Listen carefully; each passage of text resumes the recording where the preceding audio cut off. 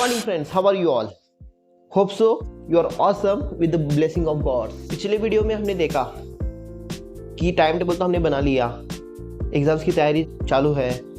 तो इस time table के साथ अगर हमें एक सिस्टम पता चल गया तो बहुत आसान हो जाएगा कि हमें पढ़ाई का एक सीक्वेंस मिल जाएगा। उस पर पूरे सीक्वेंस में आपको कौन से सब्जेक्ट कब करना है, टाइम टेबल बनाते कैसे है ये पता नहीं है। क्योंकि टाइम टेबल यानी तो आपको ऐसा लगेगा कि सिर्फ डेट, सब्जेक्ट वाइज टॉपिक लिखना है और बस टाइम लिख देना, मतलब टाइम टेबल नहीं होता।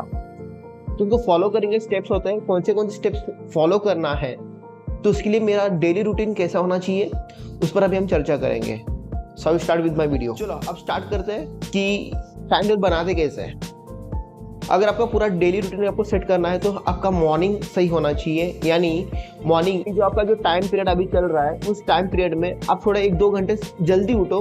आप खुद देख लो, खुद का एनालिसिस कर लो कि मैं सुबह कितने बजे उठता हूँ या उठती हूँ।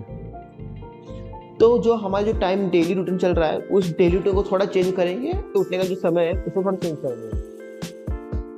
टाइम टेबल बनाने से अगर हमारा डिप्रेशन, टेंशन कम हो रहा है तो उसके लिए टाइम टेबल सही होना भी ज़रूरी है अभी। क्योंकि अगर 10% टाइम टेबल बनाने से उसको अगर राहत मिल रही है आपको, तो टाइम टेबल सही बनाने के बाद ऑलमोस्ट 30 to 40% आप थोड़ा प्रेशर से कम आ जाओगे। अभी टाइम टेबल बनाते कैसे हैं? कल तो मैंने बता दिया कि टाइम टेबल बनाओ, तो सब ने बनाना स्टार्ट किया होगा, होप सो। लेकिन टाइम टेबल बनाते वक्त हमें डिसिप्लिन की बहुत ज़रूरत है। तो डिसिप्लिन यानी क्या कि जो मैं टाइम टेबल बना रहा हूँ या बना रही हूँ, इस टाइम टेबल को बनाते वक्त हमें बहुत सारे पॉइंट को सामने रख के हमें बनाना पड़ेगा। टेंशन कम करना है तो उसके लिए आपको सही तरीके से टाइम टेबल होना भी ज़रूरी है, यानी डिसिप्लिन में होना चाहिए। आप सबको एक बात का ख्याल रखना है कि जो मैं टाइम टेबल बना रहा हूँ या बना रही हूँ, उस टाइम टेबल में मेरा जो डेली रूटीन आज तक का चल रहा है उसे कम करना है और उसे चेंज करना है। जो भी आज तक का मेरा टाइम टेबल था वो पूरा वेस्ट ऑफ टाइम था, ऐसे मैं समझता हूँ। क्योंकि अगर आपने एनालिसिस खुद का किया होगा तो आपको पता चलेगा कि आपने कितने टाइम वेस्ट कर चुके हैं बोर्ड एग्जाम्स तक के। तो अगर उसको अगर चेंज करना है तो छोटा सा चेंज करना है, ज़्यादा भी नहीं। तो सबसे पहले हमें ज़रूरी इस बात की जानकारी होनी चाहिए कि टाइम टेबल सक्सेसफुल कैसे बनाते हैं। अगर आपने एनालिसिस कर लिया होगा कि जो सक्सेसफुल है, जो टॉपर्स है, जो पहले से ही एजुकेशन में टॉप में है, जो लाइफ में सक्सेसफुल है और जो सक्सेसफुल बनने के एक कगार पर है, उन लोगों का अगर आपने एक बार चेक कर लिया, एनालिसिस कर लिया कि टाइम टेबल कैसे होता है, तो उनका टाइम टेबल सुबह 3 बजे से स्टार्ट होता है। सुबह 3 बजे उठ जाते हैं और उधर से उनका डेली रूटीन स्टार्ट होता है और उनके सीक्वेंस वाइज, स्टेप वाइज और एक्चुअल में आपका डिसिप्लिन के साथ खुद का टाइम टेबल वो फॉलो करते हैं। तो मैं आपको ये नहीं कहूँगा कि आप सुबह 3 बजे उठो, लेकिन आज तक आप कौन से टाइम से आप उठ रहे हो, ओके?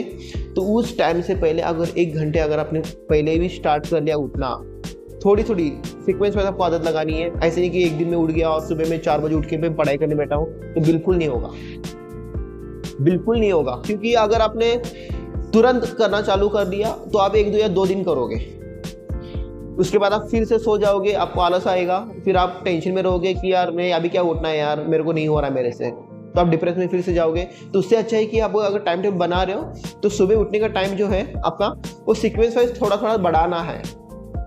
फॉर एग्जांपल अगर आप 7 बजे उठ रहे हो तो आपको अभी कल से स्टार्ट करना है कि आप 6:30 बजे उठो, फिर उसके बाद 6, फिर 5:30, देन उसके बाद 5। अगर आप 1 घंटा, 1.5 घंटा या आधे घंटे से भी जल्दी आप उठने की कोशिश करें और आप उठ रहे हो तो उसमें आपको फ़ायदा क्या होगा कि आपका जो भी डेली रूटीन होगा उसमें थोड़ा बदलाव दिखेगा। और सुबह उठने के बाद जो पढ़ाई होती है, पूरे यूनिवर्स में उसको प्रूव कर लिया है कि जो सुबह के वक्त में जो पढ़ाई होती है, जो सुबह के वक्त में जो हम कार्य करते हैं, जो सुबह के वक्त में हम जो भी इम्पोर्टेंट चीज़ें करते हैं, उस सभी के सभी उसी तरह बनता है जैसे हम चाहते हैं। इसलिए अगर आपने देखा होगा कि एनालिसिस किया होगा कि पूरे इस यूनिवर्स में 90% लोग आज उनके टाइम टेबल की वजह से बहुत और बहुत बदतर ज़िंदगी जीते हैं। लेकिन 10% ऐसे लोग हैं जो आज पूरे सक्सेसफुल है, लाइफ में कुछ नहीं था लेकिन आज बहुत कुछ है। तो उन लोगों का अगर आपने फिर से डेली रूटीन चेक किया तो अगर आपको पता चलेगा कि उस डेली रूटीन में उन लोगों का जो टाइम था उन्होंने उसको यूज़ करना स्टार्ट कर लिया।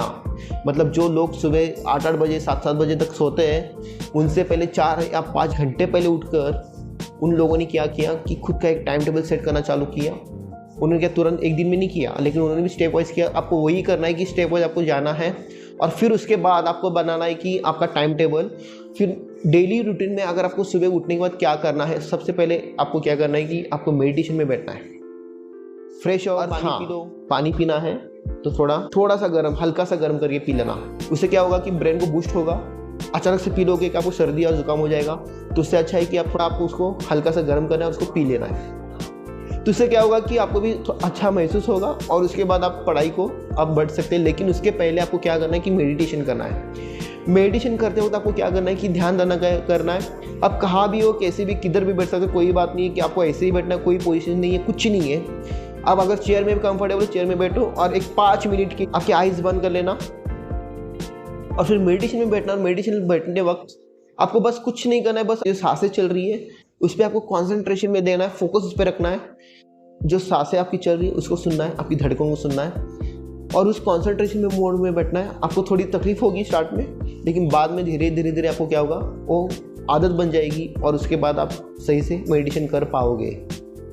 हाँ, मैं ऐसे नहीं कहूँगा कि मेडिटेशन में यही बस करना है, लेकिन आप दूसरा भी कुछ कर सकते हो। फॉर एग्जांपल, अगर आपका कोई ध्यान धारणा करते हो या कोई आप प्रेयर करते हो तो उस प्रेयर को भी करना ज़रूरी है। सुबह उठ के अगर आप वो करते हो तो आपका पूरा दिन और आपका जो मूड है पूरा फ्रेश हो जाएगा और फिर आपका रूटीन सही तरीके से चलते जाएगा।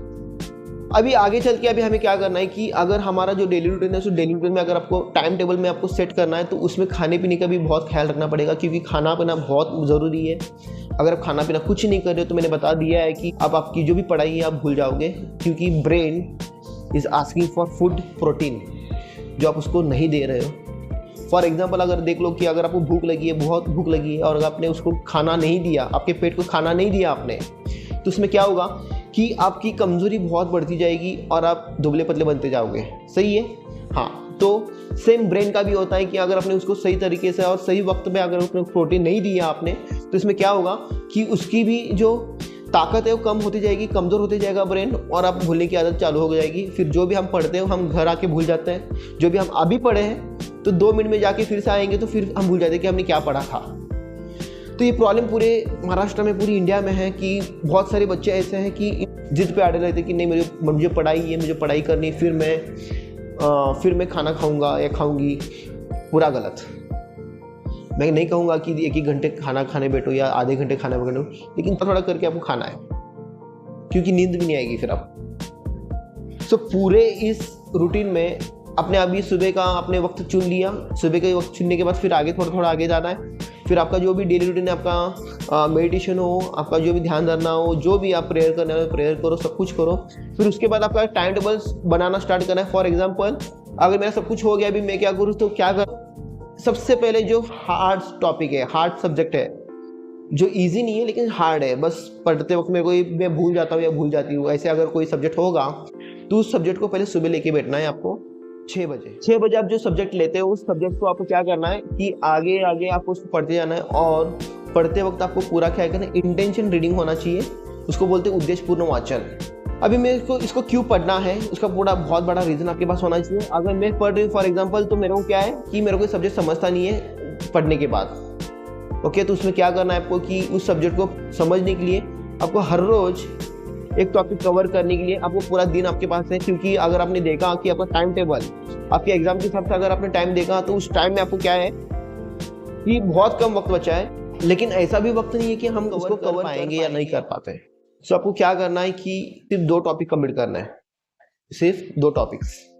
तो 2 टॉपिक्स आपने अगर कवर करना है तो सुबह के वक्त अगर हम 1 घंटे पहले उठ जाएंगे तो उसका फ़ायदा होगा कि आपको आधे से ज़्यादा भी नहीं, लेकिन और उसके बाद आपको सेट करना है कि जो मेरे इजी टॉपिक्स है, मेरे हार्ड टॉपिक्स है, उसको अगर कॉम्बिनेशन में अगर आपने डिवाइड कर लिया तो आपको सिर्फ कॉम्बिनेशन कैसे रखना है कि एक हार्ड, एक ईजी, फिर एवरेज, फिर उसके बाद फिर से हार्ड लेना है। ऐसे 4 प्रकार से आपको क्या करना है कि एक सब्जेक्ट्स को और इस टॉपिक्स को डिवाइड करना है। अगर आप ऐसे करोगे तो आपके दिन के 2 या 3 भी आराम से हो सकते हैं। अगर आपके टॉपिक्स छोटे होंगे तो आराम से आपके 3 लेसन कवर हो जाएंगे, फिर आपको टेंशन आपका कम हो जाएगा। और इस रूटीन को अगर फॉलो करना है तो डिसिप्लिन के साथ करना है। अगर डिसिप्लिन के साथ नहीं कर रहे हो आप तो प्रॉब्लम हो सकती है, क्योंकि डेली रूटीन मैंने बताया कि पिछले वीडियो में बस चार्ट बना के दीवार पे चिपका दिया, यानी डेली रूटीन नहीं होगा और ना ही बोर्ड में अच्छे मार्क्स मिलेंगे। तो उसके साथ आपको क्या करना है, में आपके कॉलेज में आपके एकेडमीज में जाके पूछो कि हमें बोर्ड के हिसाब से जो क्वेश्चन पेपर्स है लास्ट ईयर के जो क्वेश्चन पेपर्स हैं उसको प्रैक्टिस करने के सॉल्व करने के लिए रिस्पॉन्सिबल टीचर से अगर आपने जाके पूछा इजीली अवेलेबल करके देंगे। और उसको आपको क्या करना है, घर में बैठ से ज़्यादा आपको क्या करना है कि लास्ट ईयर के क्वेश्चन पेपर बोर्ड के उसको सॉल्व करते रहना है। और 100% आपको मैं बताऊंगा कि अगर आप इस प्रोसेस से आप जाओगे तो आपका 100% में से 40 to 50% आपका जो प्रेशर है कम होते जाएगा धीरे धीरे, और फिर आप आगे अच्छे से पढ़ाई कर पाओगे जो भी बाकी है। ज़्यादा से ज़्यादा अगर आपने पेपर सॉल्व करना स्टार्ट किया तो आपको कॉन्फिडेंस आएगा। रिवीजन होना चाहिए, रिवीजन आप नहीं करते बच्चों, रिवीजन तो 100% करना चाहिए। क्योंकि स्कूल में फॉर एग्जाम्पल आप देखो कि अब स्कूल में क्या होता है कि हमें टीचर्स पढ़ाते हैं, हम उसको सुनते हैं और घर आते हैं उसको भूल जाते हैं। फिर हमको क्या करना पड़ता है कि हमें गूगल या यूट्यूब का यूज़ करना पड़ता है। फिर उसमें से हम क्या करेंगे, फिर जानेंगे कि उसमें क्या पढ़ाया था, और उस यूट्यूब में सिखाया हुआ और स्कूल में सिखाया हुआ बहुत डिफरेंट होता है। अगर आपकी मम्मी है तो उनको पूछो एक बार कि मम्मा क्या आपको टी बनाना किसने सिखाया था, तो मम्मा कहेगी हमारी मम्मी ने सिखाया था। सही है ना। तो आज आपकी मम्मी कॉन्फिडेंटली वो टी बना पाती है क्योंकि मम्मी ने जिस दिन सिखा था उस दिन से मम्मी आपकी प्रैक्टिस करते क्या किया, तो प्रैक्टिस करने के बाद मम्मी परफेक्ट बन गई। आज मम्मी इंडिपेंडेंटली मम्मी क्या कर रही है कि चाय बना के देती है, और वो भी पहले से भी बेहतर, क्योंकि practice makes man perfect thought है, ये झूठ नहीं है। उतना प्रैक्टिस आप करोगे उतना आप बेहतर बनते जाओगे और डिप्रेशन से आप कम आ जाओगे। और मैं चाहता हूँ कि आप सब लोग डिप्रेशन से कम आ जाओ, टेंशन से कम आ जाओ, क्योंकि अगर आपने डिसिप्लिन के साथ अगर टाइम टेबल बनाना स्टार्ट किया तो उससे आपको पता चलेगा फिर से कि मेरी जो पढ़ाई की जो मेथड है वो धीरे धीरे अलग स्टेप्स पे जा रही है, और डिप्रेशन धीरे धीरे और टेंशन बहुत कम होते जाएगा आपका। आप गारंटी 100% कि आप अगर ऐसे करते हो तो 100% आपका डिप्रेशन और टेंशन कम हो जाएगा और पढ़ाई में आपका मन लगेगा। Thank you so much.